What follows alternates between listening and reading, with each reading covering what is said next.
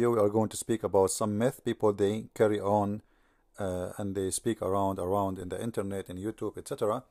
And for sure, it's not your fault to believe in it, because there is a big propaganda working in that direction. Now, I got this picture from Google, where under the license of a free to use and share. As you see, it's a person reading the Quran, and for sure we mean no insult to anyone in what we are going to talk about. Most of people, they say to you, especially Muslims, they say to you that Quran is the top Arabic language ever created. And in this video we are going to show that this is absolutely not true. First of all, the Quran is not even close to be top in anything. The Quran is a book full of errors and mistakes, starting from grammatical errors and going through spelling errors, taking off letters, pronunciation is wrong. There is tons of problems in the Quran. Now, because the Quran is a holy book for the Muslims, now who dare to say Allah is wrong? Allah need to go to school again? For sure, nobody dare to say so. Yet there is many people who they are willing to tell you the truth. First of all, we need to ask ourselves a question. When somebody says to me, Quran is the top of Arabic, well, was Arabic exist before Quran, or Quran was exist before Arabic? If the Quran is a top book, he should not use actually a language and words and letters is exist before it. As simple as that. Because I'm just using what you created, not what God created. So when God he used a language which is created by man, and then he tries supposedly to prove to us that he is good in that language, that would be very funny. For anyway, you are using the language I made for you. You could not come with your own. Number two, the Quran is not even an Arabic book. If we go to the Quran, just to give you an example, the Quranic claim, as an example, chapter 16, verse number 103, that this is a pure Arabic book. This is very pure. Not only, like, it's not just an Arabic, this is very pure Arabic book. You can click at any translation, which I do not approve any of them, and right now I'm working in the translation of the Quran to give you a very accurate translation. If we go to the supposedly the most knowledgeable between those who claim to be a big sheikh, his name is Yusuf Ali, he's from Pakistan. Look what he says about this verse.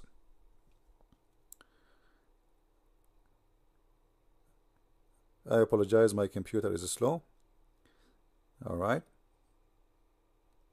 So Yusuf Ali is saying that this is simply what he mean here. You can read it. We indeed that they say it is a man that teach him. The reason this verse saying that, because there was a guy, his name is Bil'am, and he was supposedly, some they say he's a Christian, some they say he is a Jew, and Muhammad used to go a lot to see him and learn from him.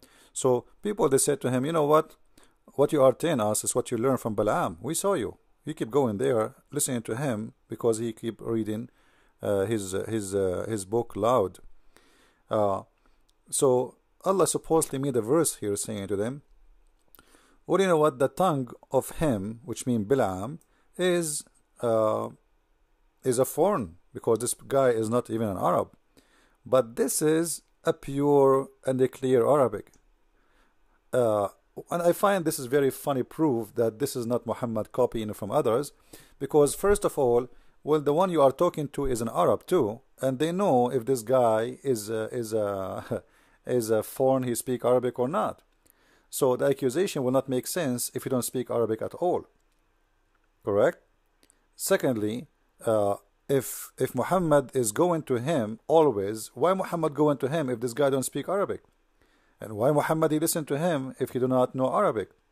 So either Muhammad he speak more than one language, and that will make sense then, or the guy he speak Arabic very well and Muhammad is learning from him. Otherwise people, they are accusing him that you keep going to Balaam. So explain to us why, you know. And Balaam is a very well-known person who read his Bible loud. Now, I believe that Balaam is one of those Jews who they are Nasara, not Christians. You know, I made videos about this before. I don't want to go there. However, if you concentrate with me here, the Quran says and insists that this is a pure Arabic, and I will show you how the Quran doesn't make sense at all, and it's not made by someone have high authority in Arabic. Forget about God now. You know, we know that there's no God behind the Quran, but just to show you that the one who made the Quran is just a copy paste. He don't know even what is Arabic, what is pure Arabic. If we go to different verse in the Quran, in chapter 6 verse number 74, we will see that Abraham, you know Abraham, right? The father of the prophet in the Old Testament. So his name is coming in the Quran too. His name is Ibrahim. وَإِذْ قَالَ إِبْرَاهِيمُ لِأَبِيهِ آزَرَ. Now, Azara here, no Muslim knows what this means. So what they do, they think, or they thought that the word Azara supposedly is the name of the father of Abraham. So look where the translation comes because of this ignorance. So also, did we show Abraham the power of the law, etc.? Hold on, just hold on.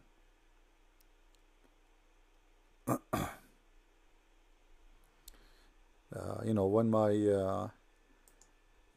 Firefox is not functioning correctly, sorry for that. Alright. You see the translation? I'm trying to make it bigger so you guys can see it, but when we zoom in, the page flipped. Alright. Lu Abraham said to his father Azar. So the Muslims, and that means the Arab, including the Arab, they could not recognize that Azar is not the name of the father of Abraham. All of us, we know that the father of Abraham is not Azar. You can go to the Old Testament and you will see this is a very bad mistake. So either we accept that the Quran have a mistake and error in the name of the father of Abraham, which is going to be very funny, or we accept that the Quran is not pure Arabic, and that will be a contradiction for what the other verse saying that the Quran is a pure Arabic. Simply, Azar is an Aramaic word mean foolish. Foolish. So if you replace the word Azar with the word foolish, you will see that it makes sense.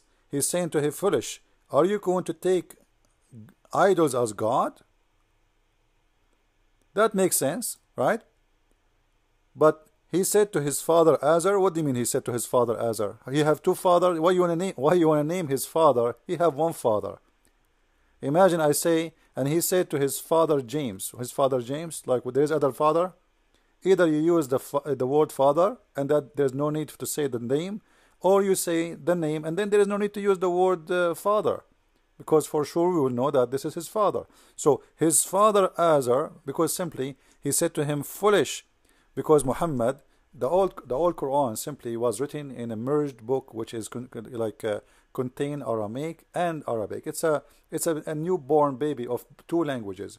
This is why we see, because Muhammad is stealing from people who speak Aramaic, as simple as that.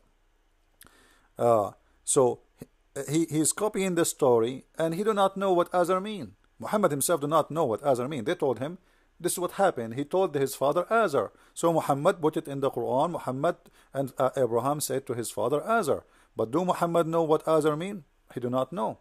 But yet the Quran says, claim that the Quran is a pure Arabic. And for sure we can show you a long list of words have nothing to do with Arabic. It's amazing how many. Including the word Quran. Even the word Quran is not an Arabic word. The word Quran is coming from the word Qura, which means Qarra wa Ra'a. Qarra, which means he say by his lips. Ra'a, which means he saw by his eyes. This is an Aramaic word merged together to make Qara'a Quran. Quran actually is not even correct in Arabic, but it makes sense more in the Aramaic. So the Quran have nothing to do with being the best, and actually we have in the history something it's called al-mu'allaqat. You can go and search in Wikipedia, and you will see al-mu'allaqat According to all Arab, including Muslims today, they agree that this is the top ever Arabic written, and this is long before Islam. Some of them even like a little bit before Muhammad became or claimed to be a prophet. So those al-Mu'allaqat was one of the best of the Arabian history about Arabic poet written, and they used to hang it in Al-Kaaba, not necessarily the Kaaba of Quraysh. There was 26 Kaaba. So what those people they do, they have a festival. You know, the Arab before Muhammad, they were a lot more civil from Muhammad time. When Muhammad came, he forbid them from making poetry and doing those things. But before that, they used to have a festival for poet. So those people, they make thousands of lines of poet, imagine, and they don't use the word almost twice. This is how powerful they are in making poetry. But the Quran is a very, very funny book full of repeating words. As an example, if I go right now to the Quran, just to show you that this book is nothing but repeating, because they have nothing to say.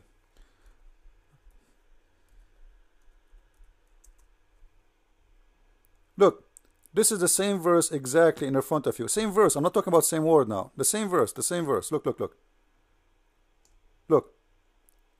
The same verse, the same verse, the same verse, the same verse, the same verse, the same. You know, the same verse. Like, where is the book? Where is the book? You know, if you do that in Arabic, you get 0. If you repeat the same thing, people will say, look like you are out of words and you have nothing to say, so thank you very much, your Arabic is very weak. The same. Where is the unique, you know, if we go to the point of those men, we will see how fantastic it is. They don't even repeat the same word twice. And they use unique words, and it's very strong in structures. So the Quran is a very, very weak Arabic book. It's not what people say, especially Muslims. Remember, Muslims, they try, because their prophet have no miracles, so they try to make the Quran is a miracle. But the fact the Quran is not miracle at all, it is the opposite. And this is why actually you can go and read my book. It's called Quran and Science, and you will see how there's tons of errors, scientific errors, historic errors, all kind of errors in the Quran. As you see, like, it's endless. I'm just flipping pages. Same verse all over the Quran. This is not, imagine Shakespeare, he repeat the same sentence in the same page forever. That is not even funny. That is even very silly. So what we notice here, that what Muslims they speak about, that the Quran is fantastic, the Quran is amazing, it is not really what it is. It's a mix of languages, and it's mix of foreign words. As an example, the word Injil, Tabut, Qalam, Noon, Al-Qalamu wa ma yasturun. You know, if we go to the chapter of there is tons of chapters actually. Like, if we ask the Muslims what they mean, they will say to you, only Allah knows. What do you mean all Allah knows? You know, the funny, the Quran says that we made it to pure Arabic so you can understand, but yet the Muslims cannot understand their Quran, and there's thousands of interpretation for the Quran, and still Muslims don't agree about the meaning of a verse in the Quran. Why Allah He sent the Quran in a pure Arabic? So you might understand, but did the Arab understand? Obviously not. And this is a very clear proof that there's a failure here, because if you Muslim, they want to say to me the Quran is very hard, top language, well, that's a failure if this is true. However, it's failure again, even if it's not true. Why? Because the proof, people could not understand it, for it is weak and it is rubbish and it's mixed up. There's no connection between. Here we go. And we send this is as a pure Arabic. Okay, so what we get from this? Still people don't understand, you know. Look what the Quran in this verse saying, in chapter 41, verse number 44. If we made the Quran foreign tongue, they will say, we wish if He made it Arabic and clear. Read it.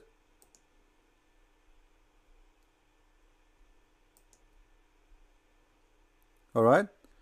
Had we sent this as a Quran in the language others than Arabic, they would say, why are not the verses explained in details?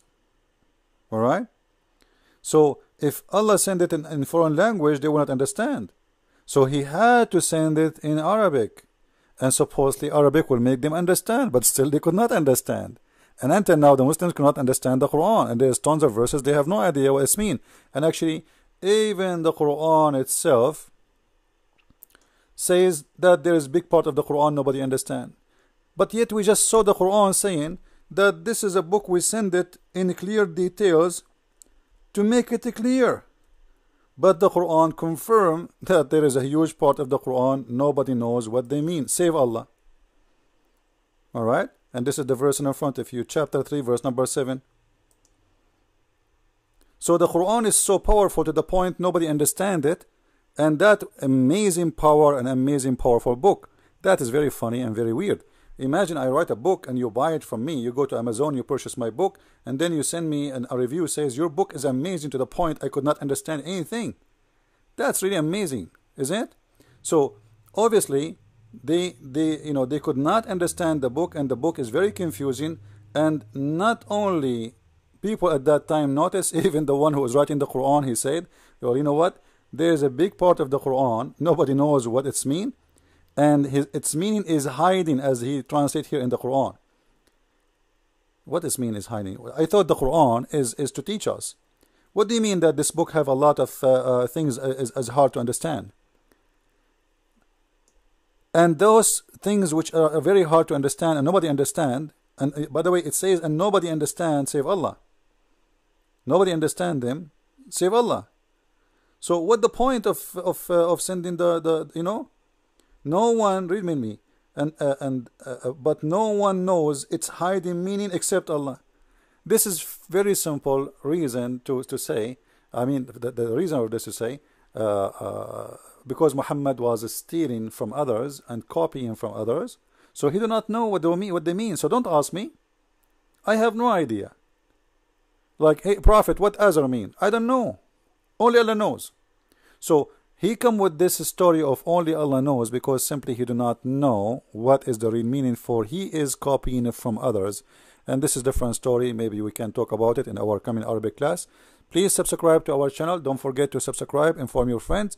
Our channel is going to be not only to teach you Arabic, but it's going to teach you culture, history, logical, and you will know a lot about the Middle East and about the Arab culture and about what Arabic is about for real. We are not going to make things, let us say, with makeup. We will give you things as it is, and this is the best way to learn. Subscribe. Thank you very much. Share with your friends. God bless.